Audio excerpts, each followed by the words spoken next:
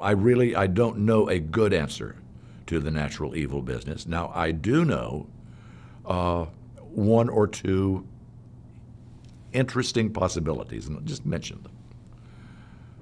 Very, very popular notion here. Alexander McIntyre is one of the writers. Hick has done something with this too, and others, is that the natural evils are necessary because they provide the occasion for and generate the occurrence of what are called second-order virtues.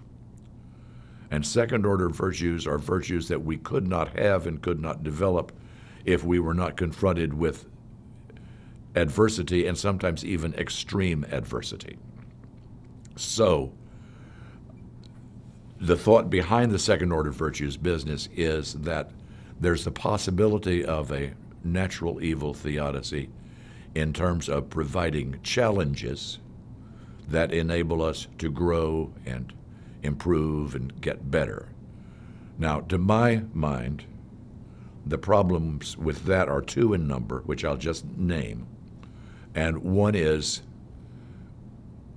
it seems to be a little bit overdone, that it's a little bit hard to see why we need that big a challenge to get any growth done. I do recognize I need to spank my child maybe on occasion to prevent them from playing in the street, but that doesn't mean that I put them in a cage and lock them up with feral rats or something to keep them off the street. So it seems overdone. So that's one problem with it. And the other problem with the notion of challenging us is there doesn't seem to be any particular appropriate distribution of the challenges to those who need it most. They just sort of seem to be randomly distributed. And finally, maybe, I'm not sure exactly how important second-order virtues are. If absent challenges, etc., you wouldn't have needed them in the first place. The kinds of things that get named as second-order virtues typically are fortitude and bravery. Well, fortitude and bravery are terrific if you are dealing with really, really bad times.